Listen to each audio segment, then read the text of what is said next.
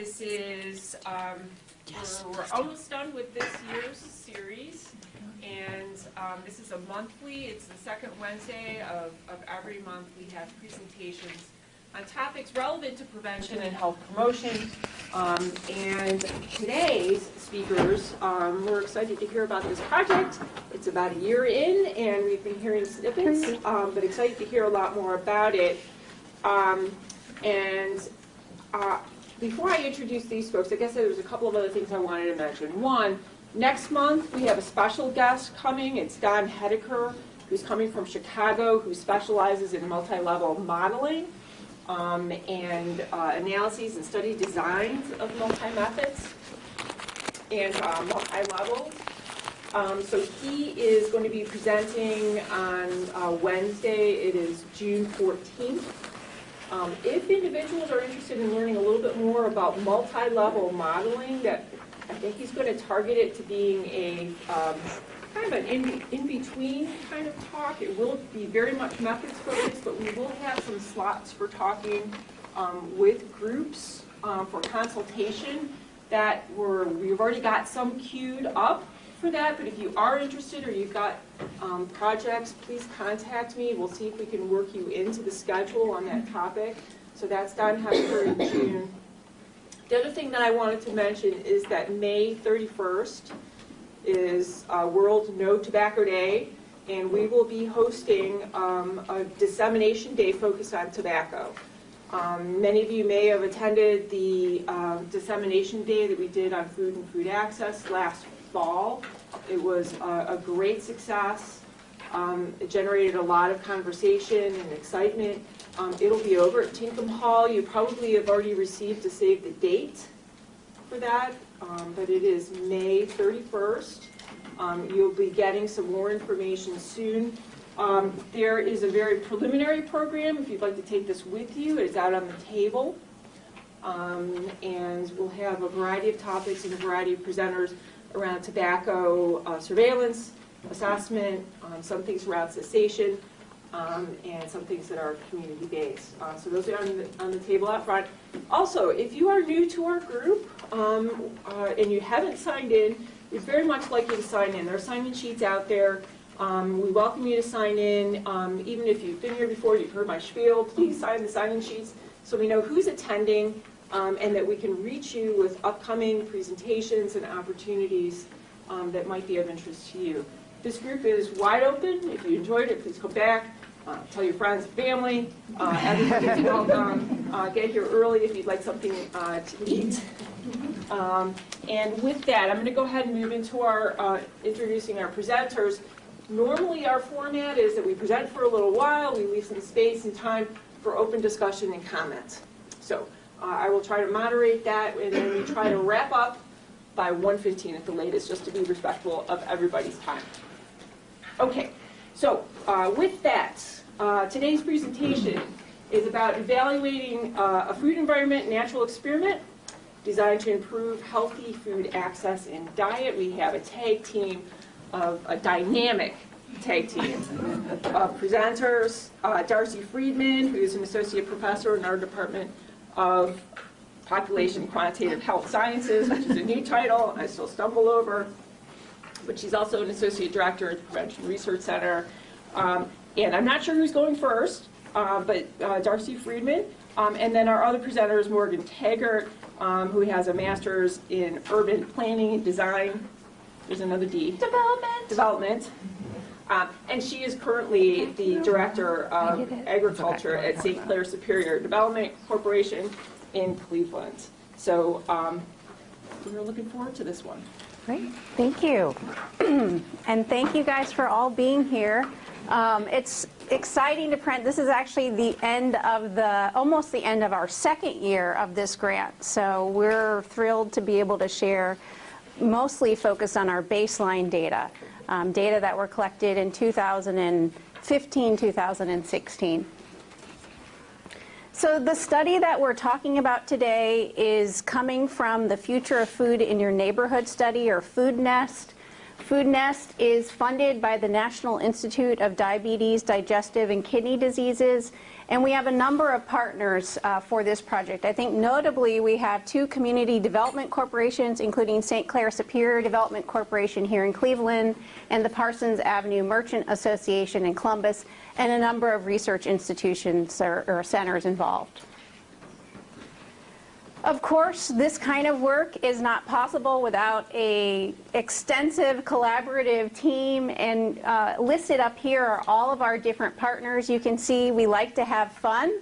And one of the reasons why we have outstanding pictures is because our program manager, Shachuria Rouse in the back, does a wonderful job of keeping track of all of the fun that's being had on the team. I think it's also fun to point out here that the picture, the middle one on the right side, is one of our data collectors who recently we had an event in Columbus as a way just to build a little bit of rapport with the study participants. And Wanda was out and interacting with some of the people in the community, so that's exciting. Before I shift over to Morgan to tell us a little bit about Hub 55 and the agriculture project, I wanted to first note the unique funding opportunity that allowed us to establish the Food Nest study. There's a funding announcement out called Time-Sensitive Obesity Policy and Program Evaluation, and the goal of this funding mechanism is to connect innovative community-level interventions, policy, environmental, systems-level change with a very strong research evaluation project or research evaluation team. And so in our case, St. Clair Superior Development Corporation received a couple of grants from the Kresge Foundation and Healthy Food Financing Initiative, which Morgan will talk about in a minute. And they found out about those awards in November and December of 2014. We started a conversation to think about a partnership. We submitted a grant in February of 2015, and we actually were notified of an award in May of 2015 and started July 1 of 2015. If you're familiar with NIH grants, that's like light speed pace. But an exciting frame that the NIH has taken to try and overlap strong, rigorous evaluation methods with these community-level interventions. One of the challenges with policy, environmental, systems-level change is oftentimes it happens so fast, and we don't have a design that allows for pre-post assessment or comparative assessment. And that's one of the assets that we were able to get through the NIH funding. So we pretty much are in tandem to the work that's going on in St. Clair Superior, but we actually have no money through our NIH grant to implement the intervention.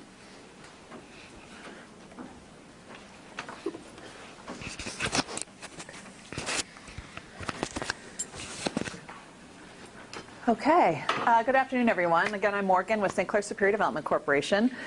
Just to orient you, if those of you who aren't maybe familiar with the city, we are a neighborhood development corporation on Cleveland's east side, and our service area runs from East 30th Street to MLK, south to Payne Avenue and Superior to the lake. So we cover a lot of different types of cultural groups in the neighborhood. We have over 25 different dialects and languages spoken in our neighborhood. It includes Asiatown, as well as East 55th and St. Clair, which is a hub of Eastern European cultural groups. And so we have a pretty diverse community and are also kind of sandwiched right between us, where we are right now, University Circle and downtown. So our CDC, like many CDCs in Cleveland, do a lot of different types of work. We support small business development and work with retailers in our commercial district to manufacturers. So north of St. Clair is a pretty strong industrial corridor where there's still a lot of manufacturing and warehousing. We also do community organizing, working with residents. We have a teen center that's a part of MyCom and youth development. We also do a lot of community events like night markets, Cleveland Flea, and Corrente Vanier. So really thinking about how we leverage assets in our community for the benefit of not only our neighborhood, but people citywide. So the project that I'm going to specifically talk about today is Hub 55 in agriculture. I've been at St. Clair Superior for 2 years and was brought on to lead this project in particular. And so really Hub 55 in agriculture is kind of a combination of a place-based strategy and real estate development project along with community. Oh my gosh, Jamar Doyle's in the house. I didn't see you. This is our assistant director in the back. Sorry. Friendly face. I hope I'm doing okay. Gosh, I didn't. Okay, all right. Oh, this is being recorded. Ah, okay. Anyway, so we have kind of a new mixed-use development, rehabbing a former light industrial building and office space. And then we've also got a lot of kind of social engagement programming around food, placemaking, and the arts. And so I'm going to kind of talk a little bit about our progress to date and what we've been working on, as well as some projects for the future. So our kind of physical real estate development project is Hub 55, located at East 55th in St. Clair. And it's owned by VIP Restoration, which is a construction company that does a lot of exterior facades and was using it as a workshop. We've rehabbed that space and opened Cafe 55 in June of 2015, and then opened up Goldhorn Brewery in July of 2016. And then we opened the St. Clair Farm Market in September 2016. Trying to get all my years right. And at Hub 55, we also use that space to host cooking and nutrition education classes as well. On the agriculture side, which is really more of our community engagement programming, the core of that is really our community organizer that focuses on food and health in the neighborhood. And she has a team of residents from the neighborhood that are neighborhood ambassadors that she works with. And they've created a lot of different types of events in the community. We have a healthy barbecue pop-up on Tuesday afternoons in partnership with Food Not Bombs in our plaza. We also have neighborhood cooking circles where we bring residents together to cook a meal together and share a meal and get to know each other. We have a gardener meetup group where we invite all of the community gardeners and market gardeners in the neighborhood to come together, visit each other's sites, and learn from each other. We've also been able to connect with other programs that are happening on the ground, like Hockwell's Healthy Retail Program. We have a couple of stores in the Good Food Here program in St. Clair Superior. And then we've also been able to work on expanding our urban landscape program. So we bring sheep into the city of Cleveland every summer, and they graze on a large vacant lot in our neighborhood. So kind of building off of that, our future plans to kind of begin to really expand some of this work is we're in the process of looking at a social enterprise that's going to provide healthy, affordable, convenient meals, primarily for early childhood education and daycare providers. That's something that when our asset map was being created and we were connecting with organizations, we saw a real need for healthy, affordable, and convenient together. We're also expanding our cooking classes at the farm market and as well as in partnership with CMSD schools in our neighborhood. We're also looking for ways that we can kind of elevate a lot of the conversations that we're having with community members around food. So we're in the process now of developing a public art project to get those stories out into communities, whether it's at RTA bus stops or using utility poles for storytelling, really thinking about how do we keep the conversation going in terms of a placemaking strategy that we're all talking about food and people can learn more about what's happening in the neighborhood. And then the last big project that we're working on is building a community center that focuses on food and cooking. We've been talking with residents the last couple of years, and we get the sense that people would really like to have a space to work with their neighbors, their friends, their family, and cook meals together. It could be an instructor from a healthcare provider, a dietitian, but it could also be someone in the neighborhood that just wants to teach a class on making their famous barbecue sauce. So we're in the process right now of looking at spaces in our neighborhood, as well as different models, both in Cleveland and around the country, that really use a peer-to-peer model to share ideas around food. And for those program people in the room, you want to know, how is all this work being funded, right? That's what I would want to know if someone's saying they're doing all this stuff. So we have a couple foundational grants that we started with. The Healthy Food Financing Initiative at the federal level has been used to fund the construction at Hub 55. We've also been able to leverage some funds from the Kresge Foundation, who's really a I think, increase their engagement around the intersection of placemaking, arts, food, and community development, and how do all of those things kind of weave together. We've been able to leverage both of those grants to get 2 additional grants last year. The Mount Sinai Healthcare Foundation grant, which is funding our feasibility study around the healthy, affordable, convenient food in partnership with Lutheran Metropolitan Ministry, which has 2 commercial kitchens in the neighborhood that they work with. And then the O'Neill Family Foundation is funding a lot of our work around the community food center model. And now we're going to go back to Darcy.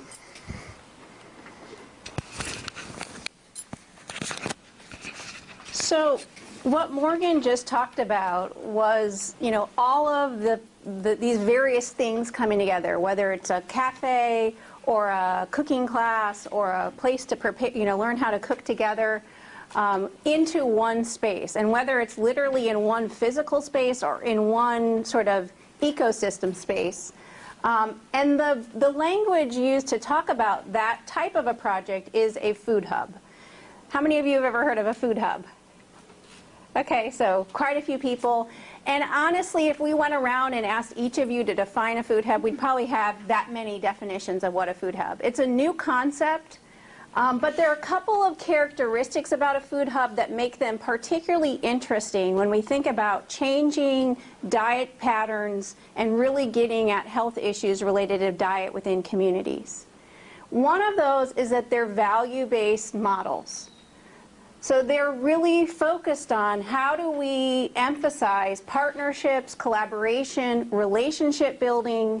So it's not just about a transaction of money. It's really about the relationships underpinning those kinds of exchanges. And the second aspect is it's socially driven business. And again, to the point of being only market-based or revenue-based, food hubs have the potential to integrate social aspects into their implementation. So they can focus on things like social enterprise or entrepreneurial development. They also have the ability, because they incorporate multiple stakeholders in the process, to shift the cost or the burden of the cost across more than one person. So for example, bringing in one grocery store into a neighborhood, all of the costs are borne by one particular group, whereas in a food hub, you could potentially distribute some of those costs, making it more economically viable in the community context. I'm going to go to this slide first, and I'll come back to the other one. So as you were probably listening to Morgan thinking, oh my gosh, this is so exciting, this is so innovative, this is so creative in terms of food environment change. When I was hearing about the project early on, that's exactly what I was thinking. And that led to really builds on a framework that I've been working on for a number of years, looking at multiple dimensions of food access. So we know that spatial access is one thing. We need to have a store in a community. We need to have a place to get food in a community, but that's not enough. It's necessary but not sufficient. There are a number of other factors that are important in terms of promoting healthy food access. And a lot of interventions are targeting those other factors. So for example, interventions aimed at reducing food costs through incentive programs are getting at economic factors. One of those domains in particular that's not being systematically addressed is the social domain. And when Morgan talked about the different interventions going on in the project, and honestly, I think the reason why we were funded by the NIH is because not only is there really strong physical food environment change as a part of the food hub model, a real goal to increase healthy food availability, variety, quality, and price, but in addition to that, it had this very robust social environment change, underpinning the norms, the values, the culture, the attitude that shape how we act as humans, how we behave as eaters in a world, and how we behave in our environment. And so when we put the grant together, we created this conceptual model basically saying there's these two kinds of food environment interventions, physical environment and social environment, and we think they'll affect four main areas. They'll affect availability, they'll affect what people's perceptions of their food environment is, they'll affect people's perceptions of their control over their food shopping, and they would affect attitude, social norms, and social support. And you can see we have two outcomes, an intermediate outcome and then a primary main outcome. Food shopping frequency is a key variable that we're interested in, because if you're integrating more fresh food into your diet, you're likely need to go to the store more often to access that. And then our main outcome in the study, and a requirement actually to get the grant, is that we had a dietary outcome as our target. And so we look at 3 dietary outcomes: healthy eating index, fruit and vegetable consumption, and caloric intake. And today I'm only going to be talking about one of those, healthy eating index, which is a measure of overall diet quality. So a little bit of background and rationale. I think a lot of us already know this in the room, but just as a reminder, here's a map. These are CDC data, 2012 to 14. And in this map, it's looking at obesity rates among non-Hispanic whites. And we can see that there's only one place in the United States and territories, Puerto Rico, that has an obesity rate equal to or above 35% for whites in the United States. And in the state of Ohio, we're between 30 and 35%. But when we look at the map for non-Hispanic black adults, nearly every state has an obesity rate of greater than or equal to 35%. So these data are such a strong focal point for us to see that there are clear disparities in dietary health outcomes. One indicator, we could say obesity, along lines of race. Another way that we can look at health issues is along lines of class. And in this slide here, these are data that came out in 2014. It was comparing healthy eating index. It's an alternative healthy eating index, but a measure of diet quality, comparing the decade from 2000 to 2009 and 10. The top line are high socioeconomic status with the triangles. The blue squares are medium SES, and then the bottom yellow circles are low. And the main point I want to make is that over this decade, which we know there were tons of things going on, whether it was individual level, community level, organizational level, policy level, to try and promote healthy diet, the gap between the rich and the poor in our country only widened. And in fact, if you look at the low income, it is essentially no change, and in fact slightly worse in 2009-10 than it was the decade earlier. So these two sources of data illuminate the challenge that we face in this country around disparities or inequities related to race and class and healthy eating. I like to show this slide because this was my entree into food environment research. This was based on my research when I was in Nashville, Tennessee, doing my dissertation. And at the time, we were novel. I mean, we had this paper published with a small sample of 33 stores around public housing communities in Nashville, Tennessee. And you can see what all the studies show us, that there's a preponderance of low-quality convenience stores, corner stores, and very few larger grocers or supermarkets. And you know, many of us now know the term food deserts. In 2008, the U.S. Congress mandated a study of food deserts across the country, and that's what, you know, we now go to something like the USDA Food Atlas because of that mandate in the Farm Bill of 2008. So in those areas where there's low access to healthy foods, they also tend to be the areas where there are highest rates of chronic disease, poor diet quality, and things like obesity, hypertension, or diabetes. This was a study conducted by the Food Trust looking at various communities across the state of Ohio that were considered to be areas in highest need of a supermarket. And in the slide here on the top is the Cleveland area, and you can see a black circle. That's about where the St. Clair Superior neighborhood, so red is indicative of the highest need. And in the bottom slide is Columbus. That's the South Side neighborhood, and that is the comparison community for the Food Nest study. So our overall aims were a 3-year study. When we wrote this grant, we were writing on there's going to be a big thing happening in Cleveland, but we don't know what exactly it's going to be. Please fund us to evaluate this. So we felt a little bit overconfident, perhaps, that we would be able to enroll our sample very quickly in a 3-month period of time. It took us about a year to enroll the sample, but because we thought we would be so successful right out of the gate, because we were trying to get baseline data before the implementation of the intervention, we only asked for 3 years because we felt like, gosh, we can't ask for 5 years. What if this thing doesn't work? What if it, we wanted to not throw up red flags to a reviewer. So we only asked for 3 years. And our goal was to evaluate the impact of the food hub, first and foremost on diet, and then secondly, we're interested in how it affected the broader food retail ecosystem. Today, you're not going to know the effect of the food hub on diet because we're only in year 2. We have 1 more year. That analysis is designed to look after 2 years. So in about 2 years from now, we'll be ready to tell you what the impact of the food hub intervention was on diet. But in the meantime, I have some very interesting baseline data.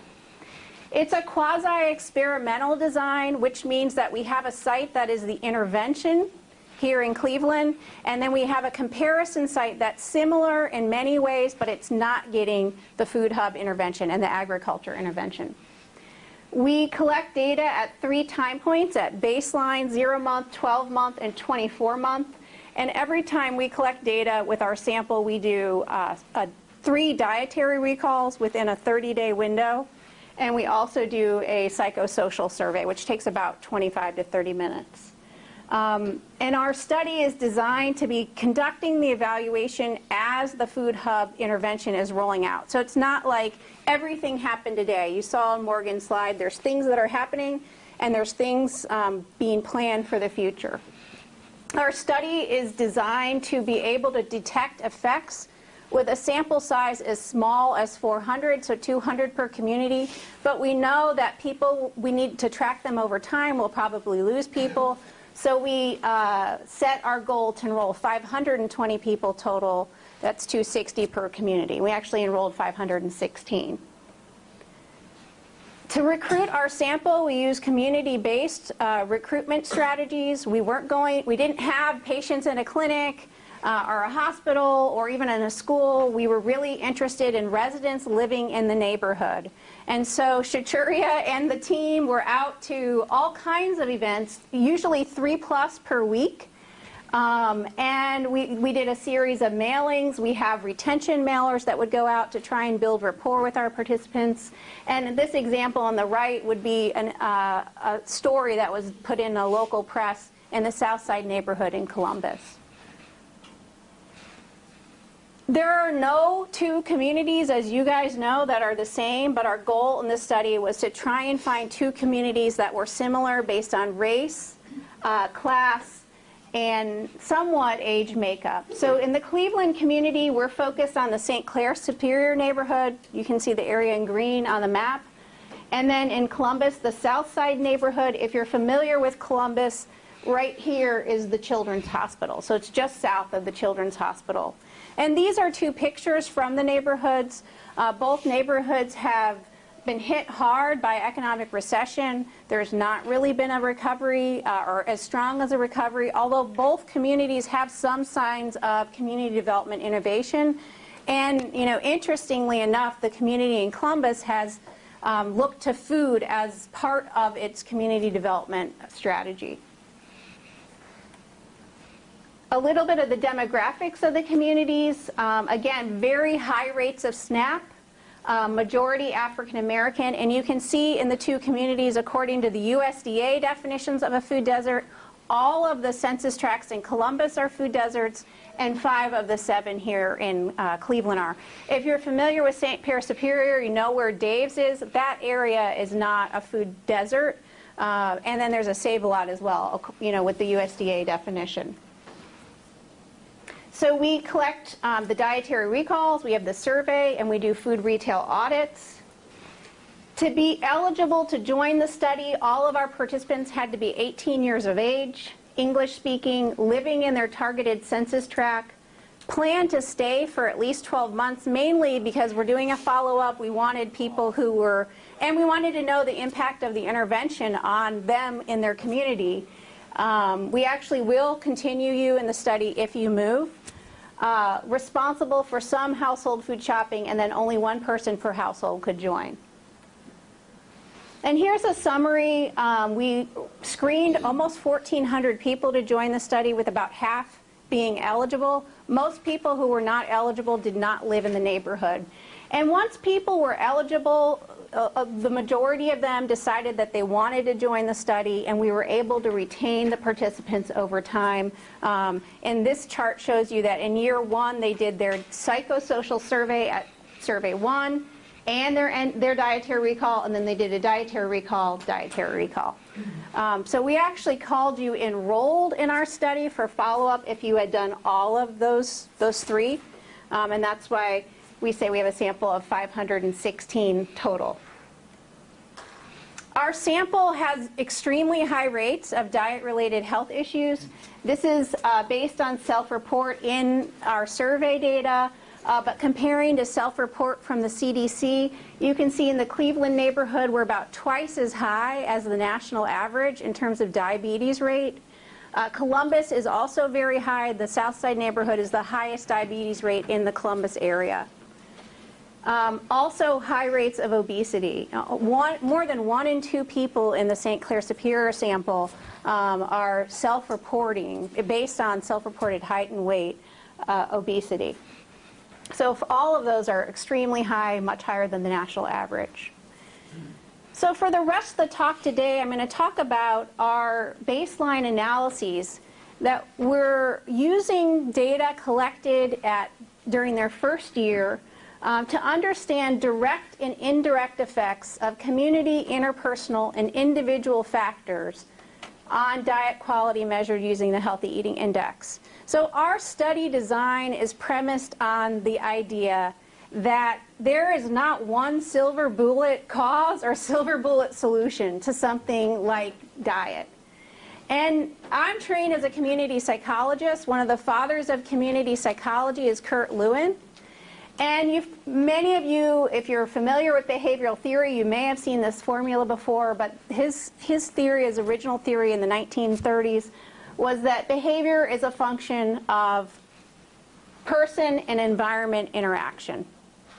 So if we want to understand what people do, it's not just about who they are, but it's about the context that they're in. And there are a number of theorists that have contributed to the idea of environment. Probably one of the most notable is Urie Bronfenbrenner.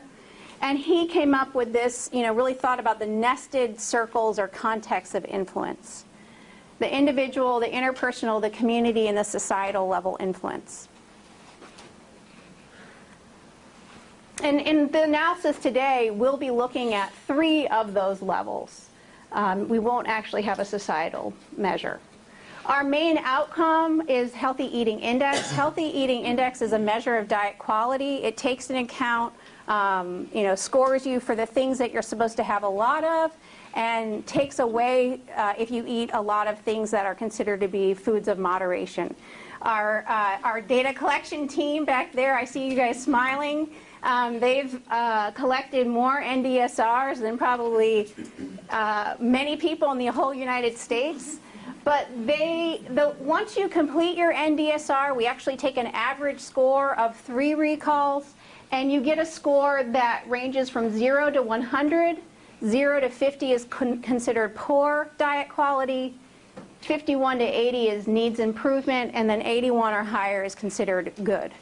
And it's based on the USDA dietary guidelines. So this is our summary of the Food Nest participants. You can see the mean score was 50, so that's in the needs improvement category. Although if you look at the national mean, 58 is still pretty poor. Obviously, there's a big opportunity for growth for all Americans. And we're pretty similar, actually, between the 2 communities with the diet quality. So the analysis that we did here is building on a model that was conducted by a team I was a part of when I was in South Carolina. And this is the final model. Do we have pointer? Yes, it should be on the, Okay. So this model here is looking at fruit and vegetable intake as an outcome. This study was conducted with people in urban and rural counties in South Carolina, about 900 participants. And in the model, the real innovation of this, published in 2013, so not that old, was we had quite a bit of robustness in measuring community influences on diet. So we had the GIS food environment. Was there a supermarket available in the neighborhood around all of our participants? And then we had their assessment or their perception of their food environment. And there's 2 points I want to make in the model. One is that there's only one line here going to fruit and vegetable intake, which means there's only one direct influence of that entire model on fruit and vegetable intake. And that was frequency of food shopping. The more you went, the more likely you were to eat fruits and vegetables. The other thing I want to point out is that this R squared, which is a measure of the variance explained by the entire model, is only 3%. That's not a lot of variance. But again, this was still a contribution to the field even in 2013, not that long ago, because while we've talked a lot about the environment, and we think environment matters, we don't really understand how environment relates to this individual level behavior. You're saying that the frequency of shopping affects the fruit and vegetable intake. Are you sure that it's not that the people who want to eat more fruits and vegetables decide to shop more often? So let's take that as a cue for our next step here. So one of the things that we were then interested in our study is to say, well, let's think much more complexly about what might be driving a behavior like fruit and vegetable consumption. And so here's our conceptual model. Again, building on the ecological model, we have 3 levels of measurement in the food nest study. We have the community measure, food environment, and perception of the food environment. We have the interpersonal social support measure, social support for healthy eating, and then we have 2 individual level measures, healthy eating identity and perceived control of food shopping. And I'm going to talk about each of those in a minute. We included this variable here, this intermediate variable of frequency of food shopping, because of the last slide. We saw that was such an important variable. And then our main outcome here is healthy eating index, a measure of diet quality. I think it's a more robust outcome when we think about diet because it's taking in all the things we eat. We don't just eat fruits and vegetables, we eat a lot of things. And so this takes into account that diversity. In the model here, we're looking at what we call direct effects. So a direct effect between healthy eating identity and healthy eating index. And we're also able to test the model to see indirect effects. So for example, what's the indirect effect through frequency of food shopping between the food environment and healthy eating index? This is called a path model. It's a theory building analytic tool. And one thing, because it's focused on theory, is there are no control variables. So we don't add in typical control variables like race or gender or class. It's ideally a model that generalizes out to everybody. Darcy, is the food environment back there basically whether there's a grocery store or not? Let's go in. So the measure of so our first community level measure, food environment, this has been another major innovation of our team, is to think much more complexly about the food environment. We know the term food desert. So you don't have a supermarket, you've probably heard the word food swamp, you have high access to convenience stores, and we wanted to have a more precise measure of what the food environment actually is. So we did audits at all the food stores in our 2 communities, and we created what we're calling the food retail choice context.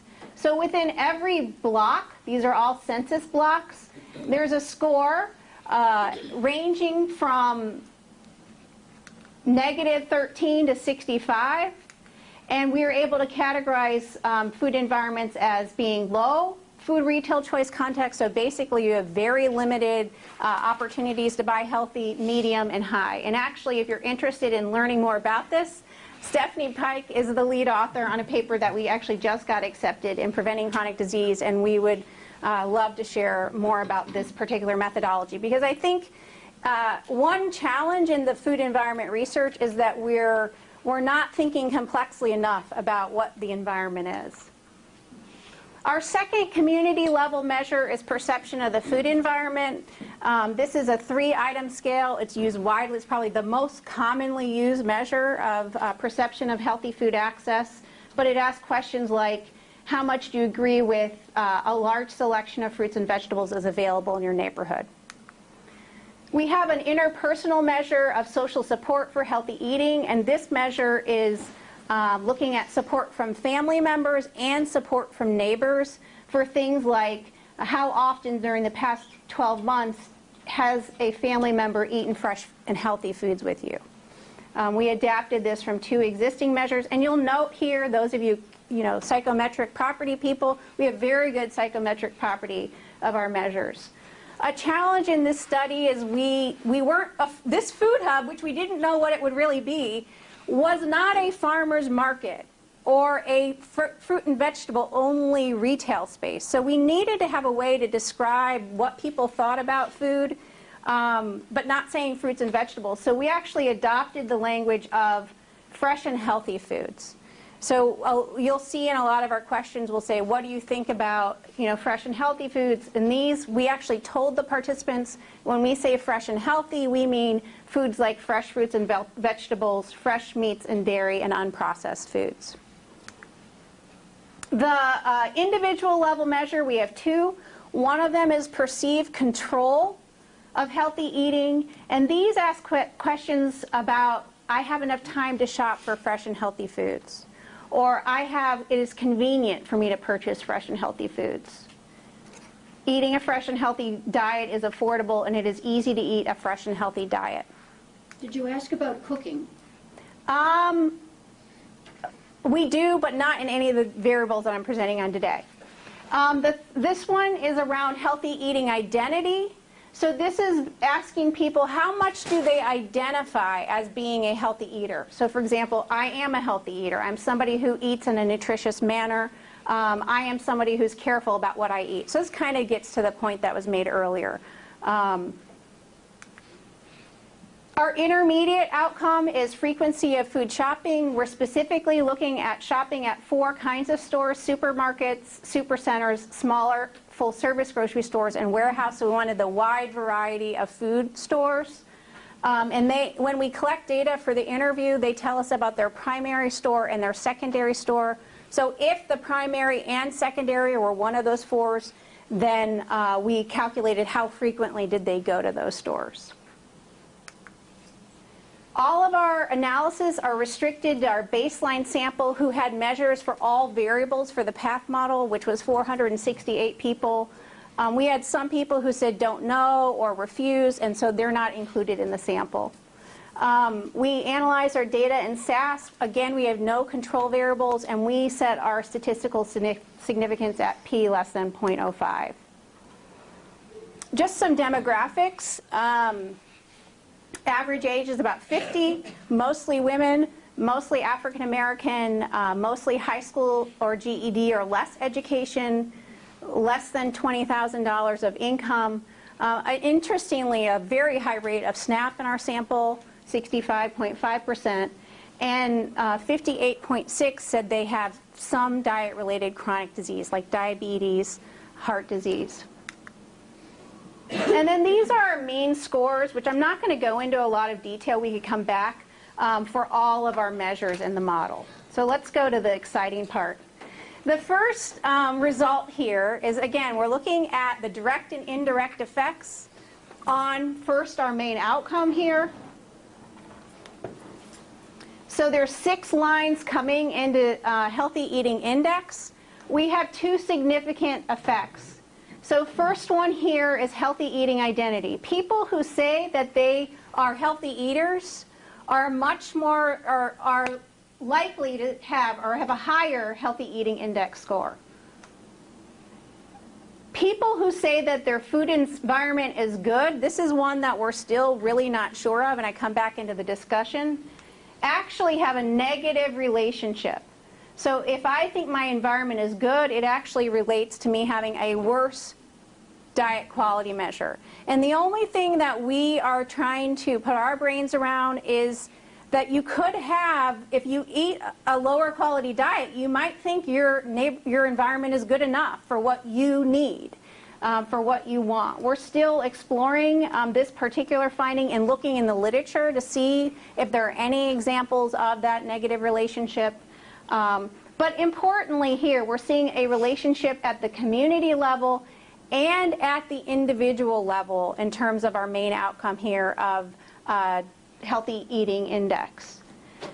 Darcy, in any of these interviews or questionnaires, do you ask people where they get their information about what is healthy eating? We don't do that. So in this slide here, these are the other significant path lines that are not directly associated with our main outcome. So for example here, a healthy eating identity is strongly related to perceived control. So the higher my healthy eating identity score, the higher my perception of control of my eating. The strongest relationship here, the strongest beta coefficient, is between perception of the food environment and perceived control of healthy eating. So the more, if I think my environment is better, I feel like I have more control over my environment.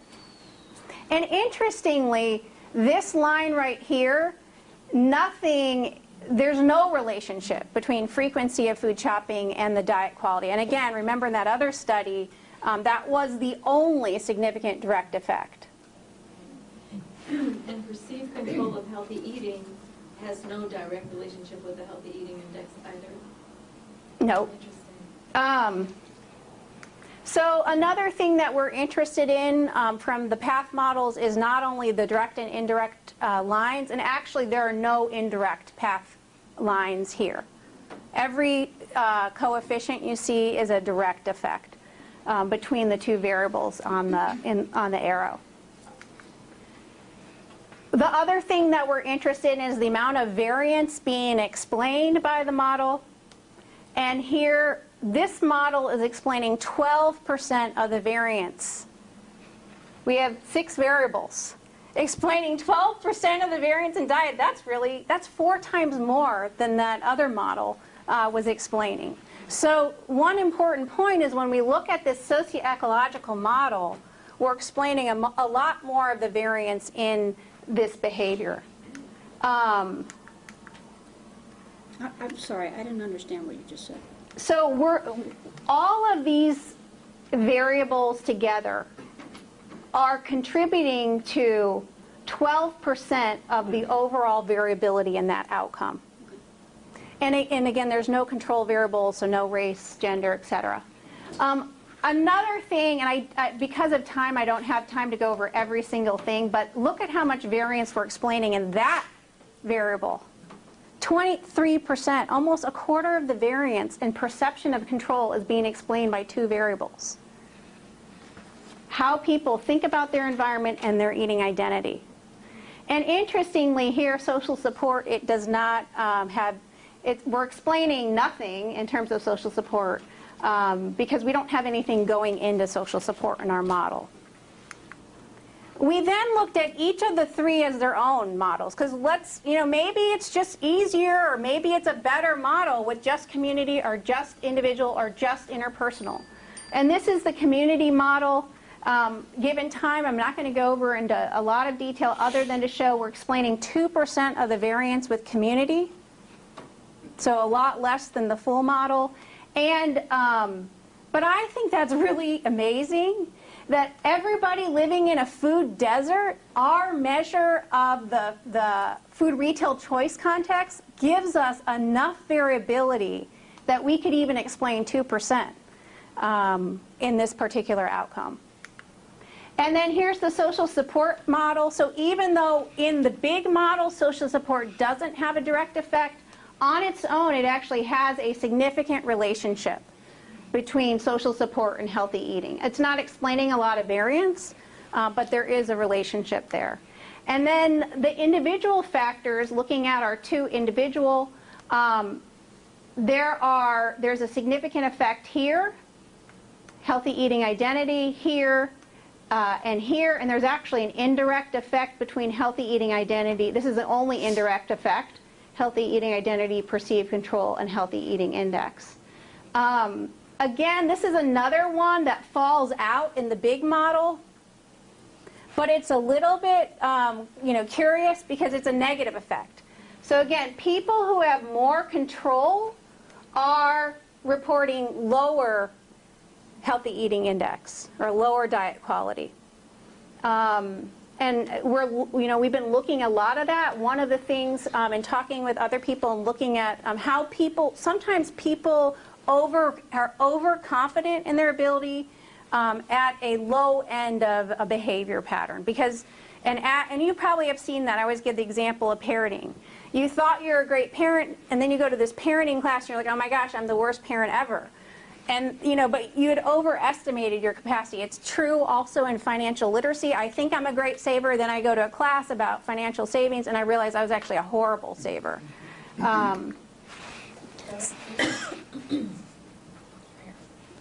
Yes? Could it also be the opposite situation where maybe the ones that are more interested in the topic are also prone to be more critical of themselves? It's true. You're exactly right. So that's also a possibility that you're not, you'd feel you want to do more than what you're able to, and therefore you have less control. So those are the things that we're still kind of playing around with. And then, so just a couple of examples of interpretation. For every 1 standard deviation increase in healthy eating identity, which is this variable up here, healthy eating index increases by 0.3 standard deviations, which would actually be an increase of 3.2 points, which is pretty much. For 1 unit or 1 standard deviation increase in the food environment block score over here was associated with a 0.5 standard deviation increase in frequency of food shopping, which is 0.95 increase, or almost 1 more time of frequency of food shopping. So I want to lastly just highlight what the interest is among the participants for the Food Hub. Again, when we wrote, or when they did their baseline survey, we had to say, imagine your neighborhood opened a new food shopping market space. We couldn't say a food hub. Nobody knew what we were talking about. Called a food hub.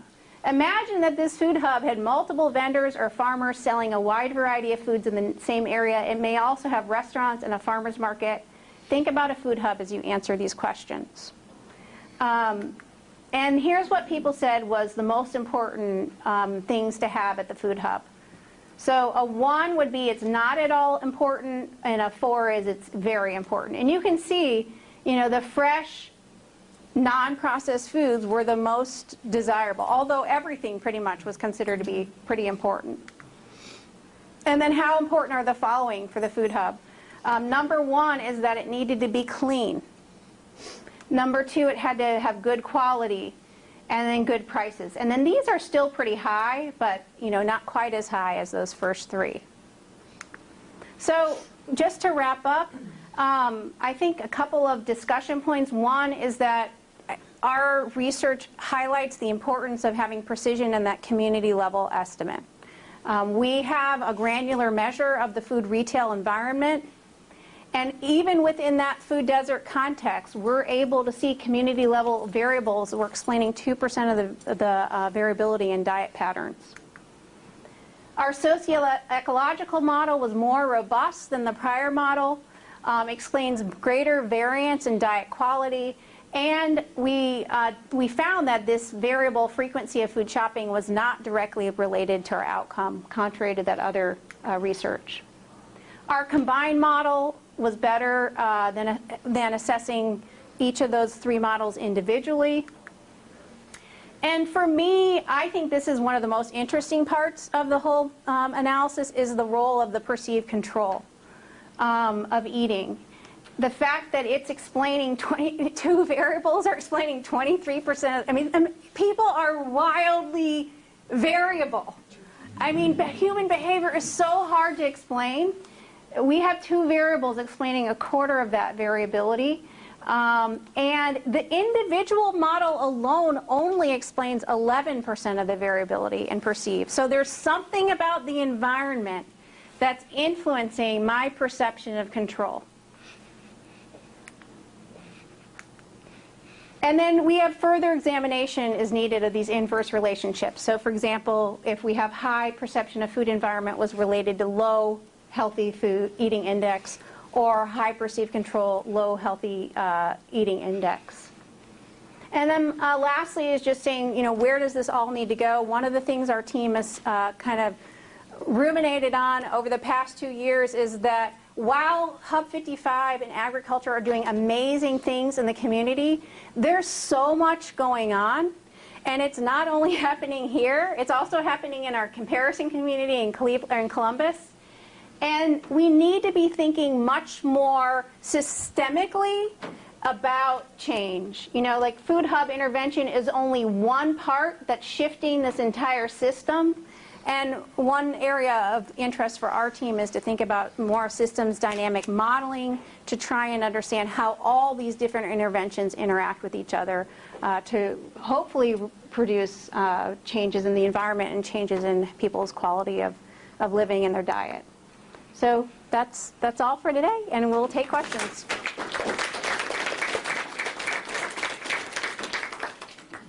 Yes. I interviewed a number of people living in housing projects back in the mid-90s. And one of the things that surprised me was to learn that food stamps are issued once a month. And that most, I don't know if this is still true, this is my question, that people would take what was then called food stamps, now known as SNAP, and go to the store and buy a month's worth of food. If that is still true, there could be a huge shift in food acquisition if we changed that to once a week. Now, the other problem, of course, is transportation. Dave's used to run free cabs back and forth between the place where I was interviewing, Cedar Hills, and they stopped that. So, you know, if you don't have transportation and you go to the store and you see, oh, I'd like to have this watermelon, you're going to carry it home on the bus? Yeah. I think those are some variables that you... Yeah, so SNAP is still only administered once a month. In the state of Ohio, it's rolling, so it's not everybody getting it the first day. Right, but there's an individual gets a month. Yeah, it's a huge policy opportunity. In fact, we have a congressman in our state, and I'm blanking on his name, he's actually a Republican congressman, who's put out an opinion paper saying that that's an opportunity for SNAP to have twice a month.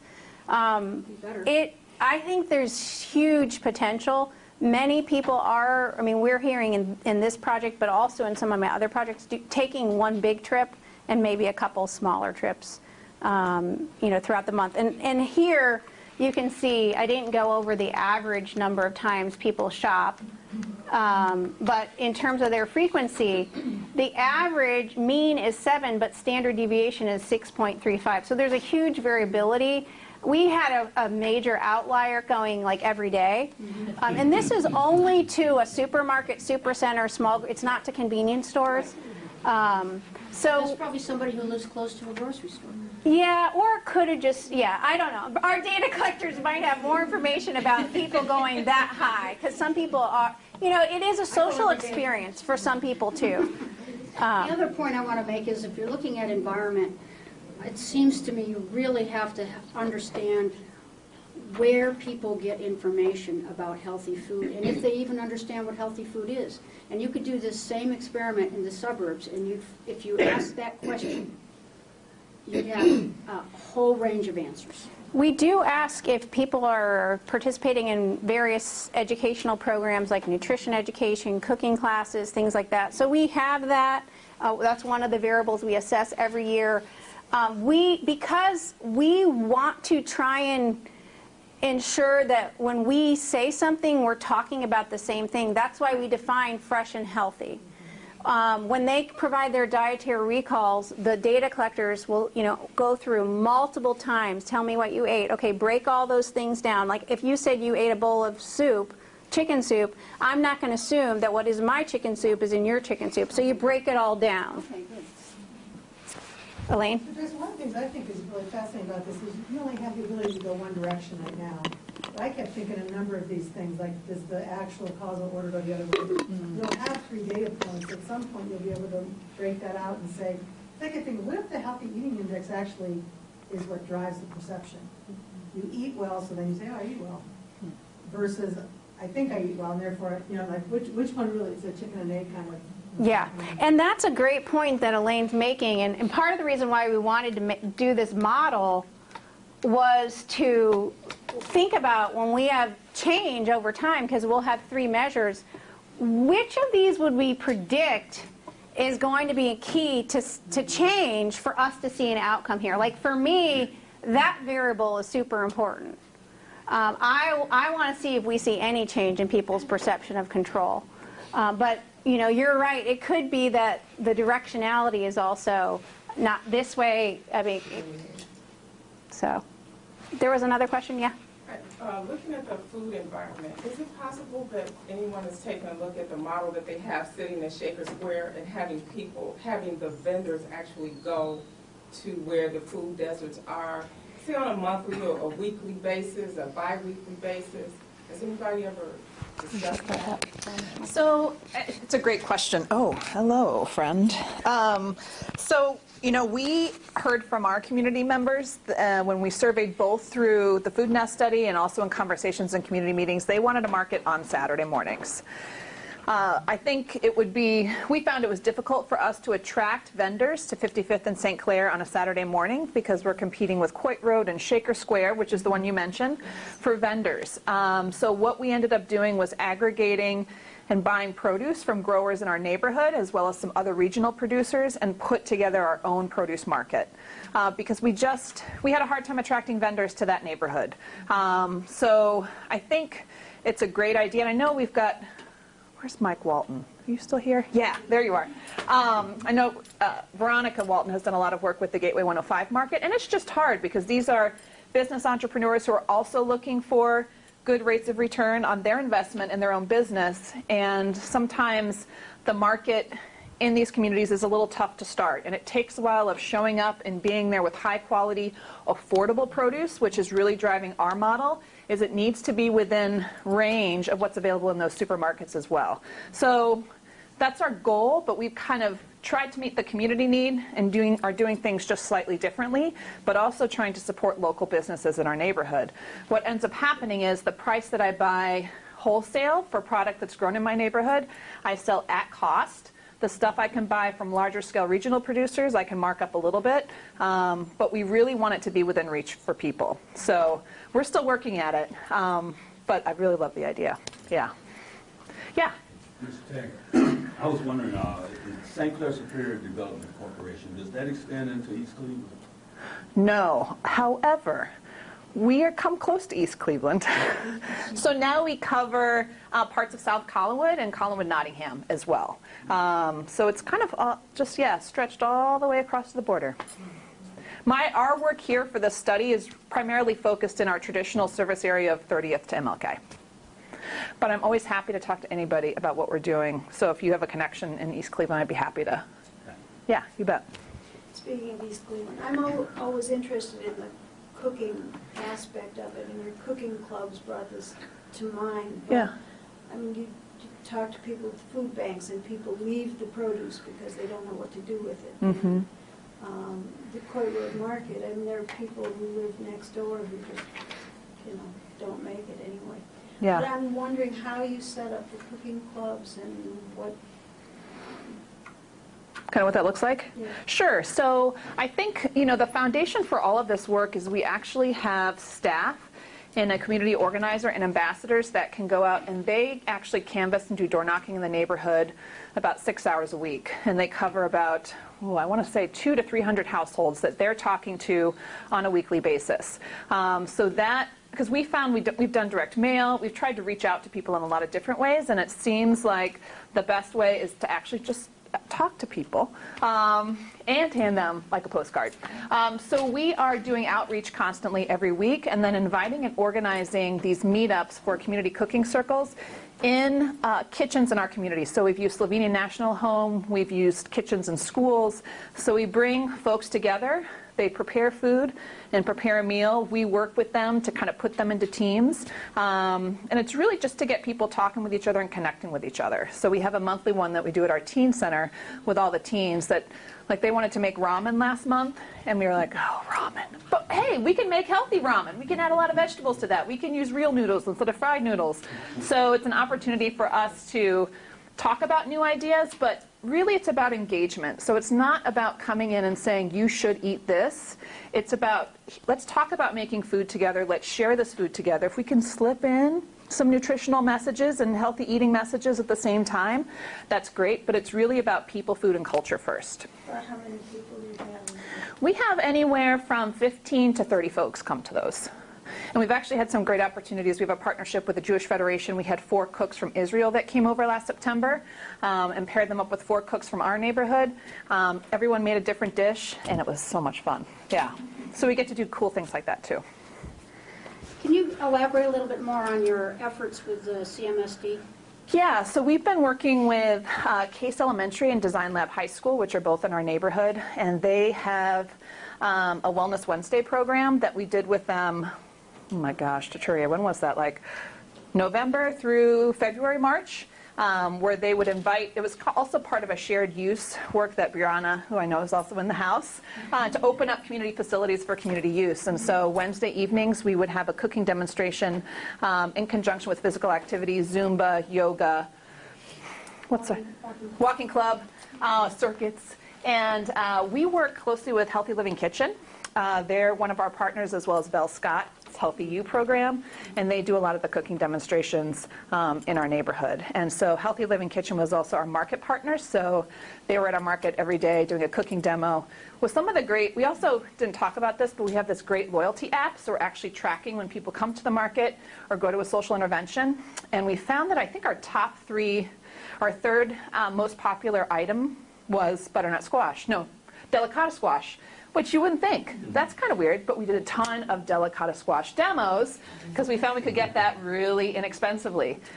So there's kind of interesting connections between what we're highlighting in the education space and what people are actually eating, which is kind of cool. When it comes to interacting with the community and outreach, what kind of methods do you guys typically do? I know you mentioned like door-to-door type of thing. Is there anything else specifically that works successfully? So we also, I worked with Lisa Jean Sylvia, who worked with Neighborhood Connections for a while, and she helped me kind of think about this engagement strategy of like this on-ramping. So we're going to go meet people where they're at, in their homes, knock on the door, talk to them, have a conversation about food, the neighborhood, what's going well, what we could work on, and then we make an invitation. Come to our pop-up in the plaza, Tuesday afternoon, 4 to 7. We're going to be out there grilling. Stop by and connect with us. We try and do these different pop-up events. We also do arts and crafts at those events for kids. We also tied in with Food Not Bombs, which also does a food distribution that day. And it's kind of a, I can come and hang out, but there's really no commitment. Then once we get them coming to it sounds like a pyramid scheme. I'm sorry as I'm talking about it. Or a cult. Then once we get them at the pop-up, we invite them to cooking circles or the gardener meetup group. So we're trying to kind of go with low risk. You don't have to make a big change. We're going to meet you where you're at. We're going to make warm, welcoming invitations to really fun events. And then if you're into it, we're going to invite you to bigger stuff that need a commitment. Like you have to get on a team, cook a dinner with somebody you may not even know. So we've tried to kind of use this strategy of slowly reeling people in, which I think is working. Like we did a pop-up yesterday in the plaza, and I think we had about 40 people show up, and it's right on St. Clair, so far so good. I think people just like connecting old school, because it's interesting, we also ask about internet access in our study, on how people receive information, and we just have some folks that don't even have a cell phone. It's just like communication in a community context, particularly where there's a really diverse socioeconomic groups, is really challenging. You can't just do paper, you can't just do social media, and you can't just knock on doors, so it's tough, yeah. And that's where I think in this model here, hopefully that's what we would see change, you know, because of all this grassroots model. I think another important point is that it takes time, and it takes time, and you know, even in 2 to 3 years, we're not going to see the change. I mean, and I think a challenge for this work is how do we get funding to be able to follow changes for a decade?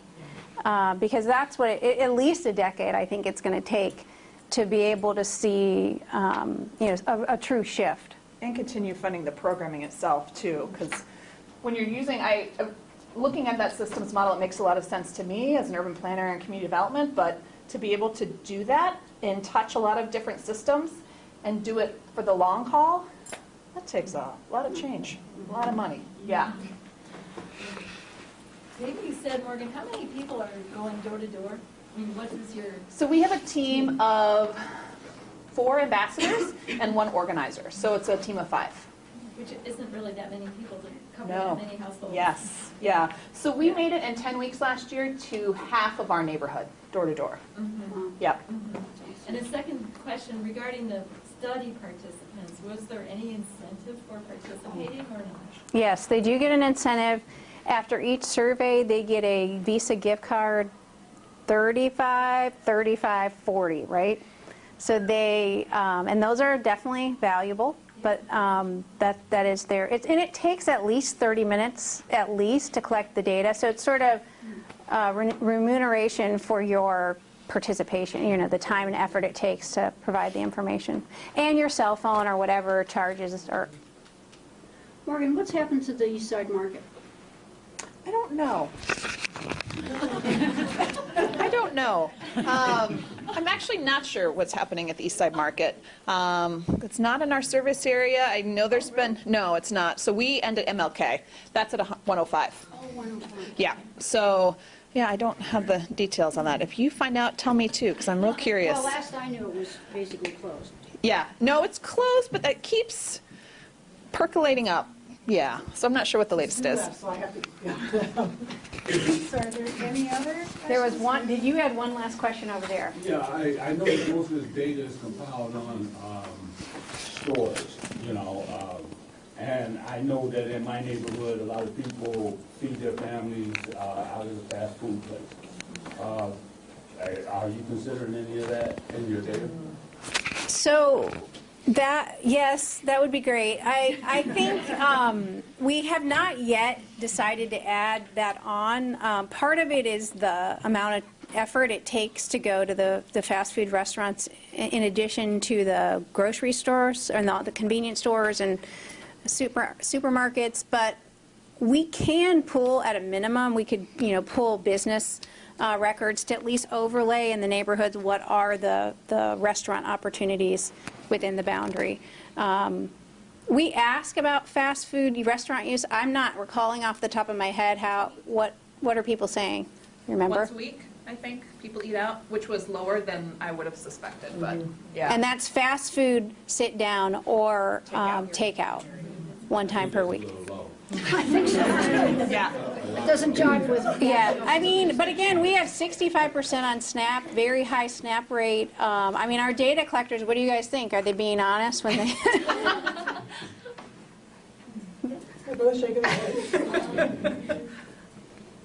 I think some people forget carry out. And I think So they may not be getting you go to the takeout. grocery store, you buy chicken that's already cooked and ready to go. That's carry out. And they're totally focused on the fast food restaurants. Okay. You have to kind of say it again and repeat it and oh, yeah, maybe, kind of thing. So, Okay, unfortunately, we have to wrap this up. This was an incredible presentation.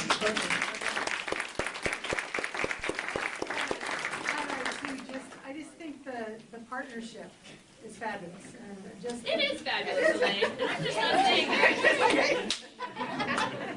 It is fabulous. We really thank you all. Thank you all for coming. Please, if you have not signed in, please do.